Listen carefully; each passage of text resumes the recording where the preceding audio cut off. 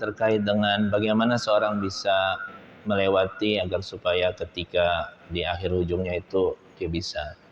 Ini adalah satu pesan agar kita punya semangat mujahadah, Pak. Semangat untuk berjuang. Ya, artinya Allah juga ingin melihat kesungguhan kita ketika kita berada dalam posisi seperti ini. Ya, jadi kiatnya adalah kita harus terus memperbaharui niat dan memiliki semangat untuk beramal. Apa kata Rasulullah? Badiru bil a'mali fitanan kaqita'il lailil muzlim. Bersegeralah kalian melakukan amal soleh maksudnya, sebelum terjadi berbagai macam fitnah, yang saking banyaknya fitnah itu seperti malam yang gelap gulita. Yusbihur rajulu mu'minan wa yumsi kafiran. Orang itu pada pagi hari dia beriman, sorenya sudah kafir. Wa yumsi mu'minan wa yusbihu kafiran. Sorenya beriman, paginya sudah kafir. Apa sebabnya? Yabi'u dinahu bi'aradin minad dunya. Dia jual agamanya, dia enggak pedulikan agamanya demi memperdulikan dunia. Ya, hanya untuk seonggok dunia, bi'aradin minad dunya. Dan ini banyak terjadi saat ini. Maka kiatnya adalah istiqomah dalam amal. Badiru bil amal, segera lakukan amal. Karena dengan kita beramal, hati kita akan lebih kokoh dan kita akan lebih mampu untuk melawan atau memenangkan pertarungan-pertarungan itu karena kita mendapatkan backup dari malaikat. Ini nanti terkait dengan apa yang disampaikan oleh Pak. Jadi nggak ada kiatnya kecuali harus bersegera melakukan amal saleh. Yang kedua, kita berdoa, minta kepada Allah agar Allah menghindari kita dari fitnah itu. Kenapa doa di akhir salat kita? Allahumma inni a'udzubika min azabil qabri wa min azabi an-nari wa min fitnati syarri fitnatil haya wal mamat wa min syarri fitnati masihid dajjal. Ya kan? Ini doa yang mengajarkan agar kita terhindar dari fitnah kehidupan dan kematian dan fitnah dajjal. Sampai-sampai ada ulama yang mengatakan, kalau menurut saya, kata dia, doa ini wajib dibaca walaupun hukumnya sunnah ya. Karena ini terkait dengan kebutuhan sehari-hari kita. Terkait fitnatul mamat wal hayat. Fitnah kehidupan dan fitnah kematian. Ya, maka kalau setiap sholat kita membaca doa ini, minimalkan 17 kali kita baca di sholat wajib kita. Ya kan? Minimal 5 kali dalam setiap sholat. Kalau kita tambah dengan sholat sunat makin banyak. Ya, makanya kita harus membaca akhir daripada doa sebelum salam ini. Karena itu waktu mustajab. Ya. Ketiga, bergaul dengan orang-orang baik. Ya ayyuhalladzina amanu taqullaha wa kunu ma'as shadiqin. Wahai orang beriman, bertakwalah kepada Allah dan bersamalah, bergaulah dengan orang-orang yang jujur, yang benar.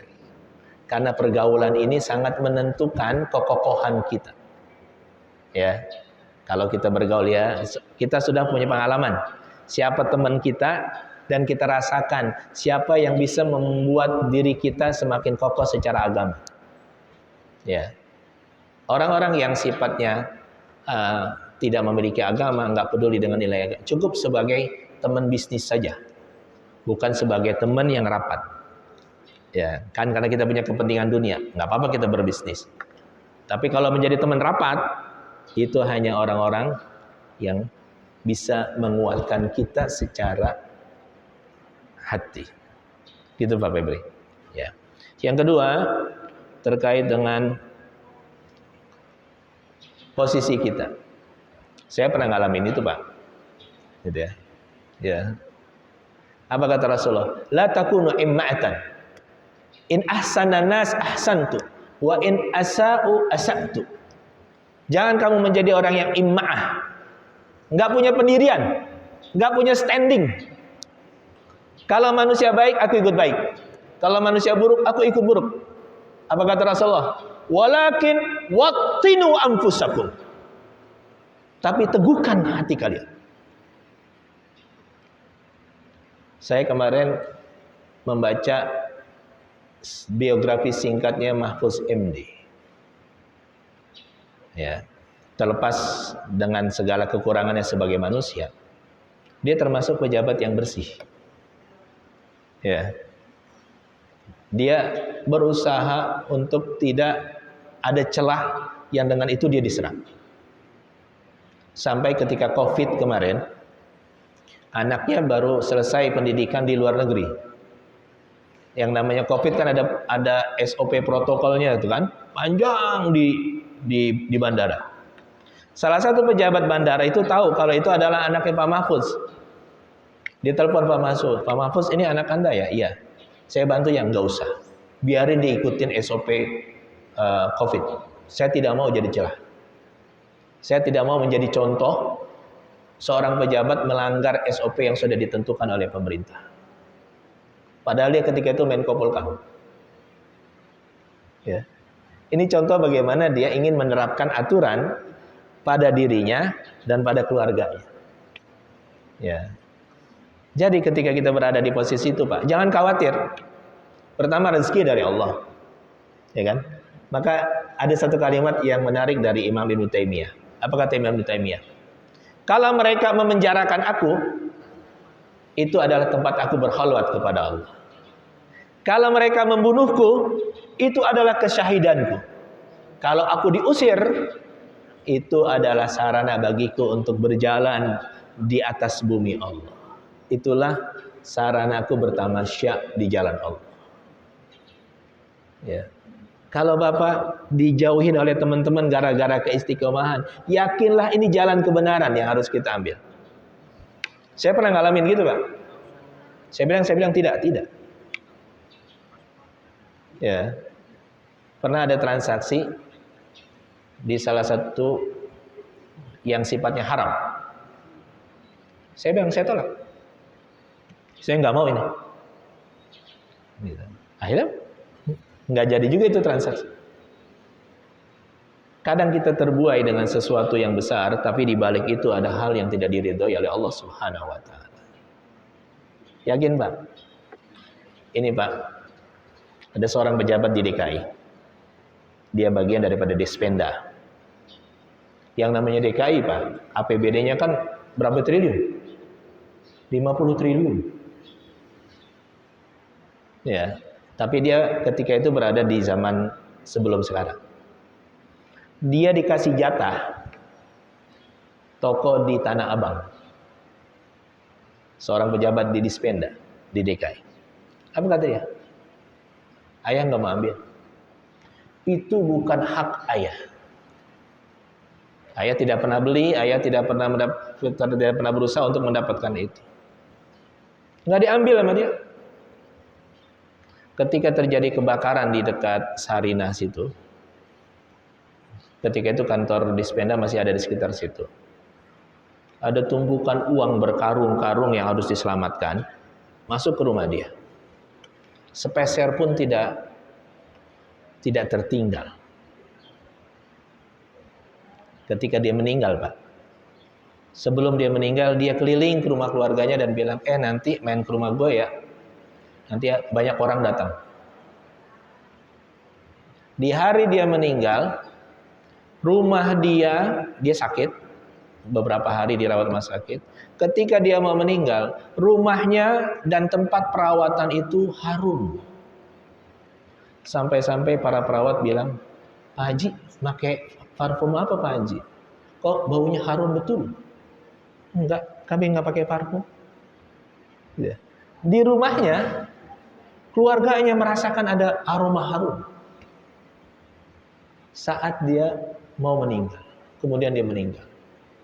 Tempat yang dia tinggalkan itu, aromanya harum. Ketika dia sampai ke rumah, rumahnya harum. Siapa itu? Malaikat. Itu yang menceritakan ke saya anaknya langsung. Dan anaknya bilang, ayah saya itu rumahnya kecil di Tanah Abang. Anak buahnya, rumahnya semuanya di pondok. Indah. Kejujuran itu memang berat, tapi hasilnya manis. Gitu, Pak. Terakhir, cahaya. Lupa. Yang sana belum. Cahaya yang dimaksud ini adalah ilmu pengetahuan. Yang kedua adalah petunjuk dari Allah Subhanahu wa taala dalam menghadapi ujian. Karena kita diceritakan tentang 4 ujian itu. Ujian keimanan cerita Ashabul Kahfi, ujian harta pemilik 2 kebun, ujian ilmu cerita Nabi Musa dan Nabi Khidir, ujian kekuasaan. Kalau setiap Jumat kita baca dengan perenungan ini, kita mempunyai guidance dalam menghadapi hidup. Itulah cahaya. Ya. Mohon maaf, terakhir, fitnah lebih kejam daripada pembunuhan. Ya, kalau kita baca ayatnya, itu memang berbicara tentang pembunuhan. Waqtuluhum haitsu saqiftumuhum wa akhrijuhum min haitsu akhrajukum wal fitnatu asyaddu minal qatl. Bunuhlah mereka di mana kamu dibunuh dan keluarkan mereka di mana kamu dikeluarkan. Ya. Dan fitnah itu lebih besar daripada pembunuhan. Artinya yang dimaksud dengan fitnah di sini adalah fitnah rusaknya agama karena ada usaha orang kafir untuk memusuhi umat Islam. Maka saat itu Allah menyuruh untuk melawan. Karena kalau tidak dilawan, fitnah rusaknya atau hilangnya agama lebih besar. Apa contohnya, Bang? Spanyol. Ya, yang sekarang menjadi pemenang Piala Dunia. Itu kan pernah terjadi fitnah. Umat Islam dibunuh, dipaksa masuk Kristen, dan yang tidak mau dibunuh habis. Padahal umat Islam berkuasa 7 abad di sana. Tapi sekarang apa yang terjadi, Pak? Sekarang Spanyol umat Islam semakin hari semakin banyak. Kalau Bapak baca statistiknya, itu jumlah umat Islam di Spanyol sekarang peningkatannya sangat banyak. Terakhir, Pak, saya baca tadi malam, anak muda Amerika yang jumlahnya sekitar 60% dari penduduk Amerika, semuanya membenci Israel. Wa tilkal ayyamu nudawiluha bainan nas. Itulah hari-hari kami pergantikan di antara manusia. Wallahu a'lam bissawab. Saya sudah aus, Pak, udah lapar nih makan. Demikian, enggak mau